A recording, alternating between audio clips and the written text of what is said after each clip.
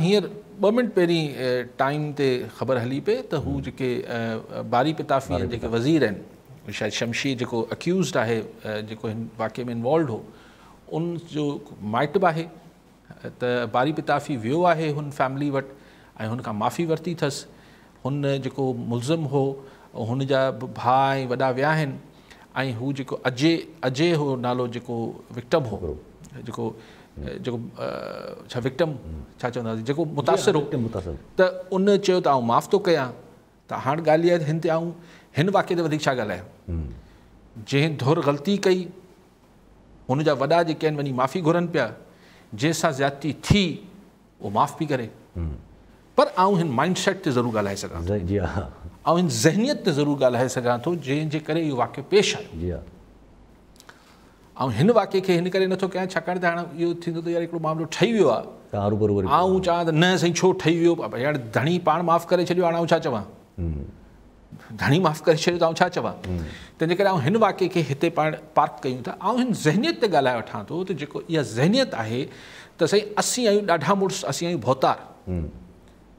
त हिन हीणा जेके आहिनि ही कची भिंडी जेके आहिनि ही जेके फलाणा आहिनि हिननि में इन खां ग़लती बि कीअं थी वई त हिन जो छा लॻो आइस्क्रीम जो शायदि को दॿो या जूस जो दॿो हो जेको हुनजी गाॾी कयो त हीअ जेका मथे जी ख़राबी आहे बेसिकली असांजे सिंध जो वॾो जेको अलमियो आहे जिन ते आउं ॾहाकनि खां चवां थो ऐं लिखां थो त हीअ जेका भोतारकी ज़हनियत आहे मसइलो इहो आहे छा माण्हू हिन खे सदाईं कंफ्यूज़ कंदा रहिया त शायदि आउं के वॾे ज़मीदारी खे चवां थो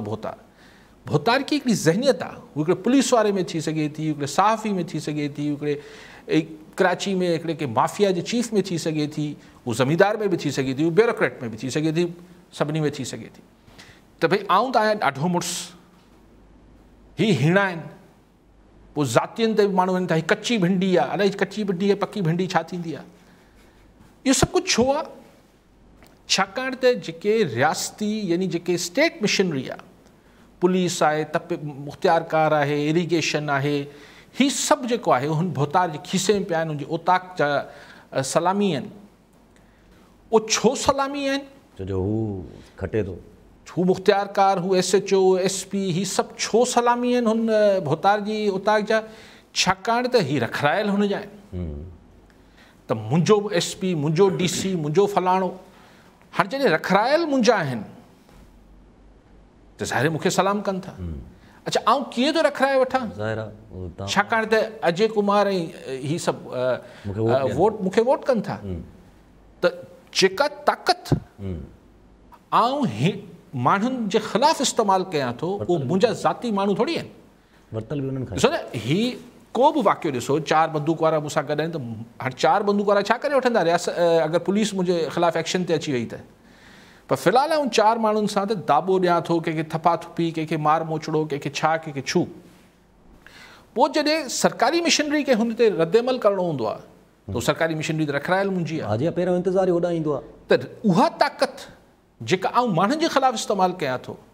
उहा ताक़त मूंखे माण्हू ई तश्तीरी ते रखी मूंखे ॾियनि था पोइ आउं हुनजे ख़िलाफ़ु इस्तेमालु कयां थो।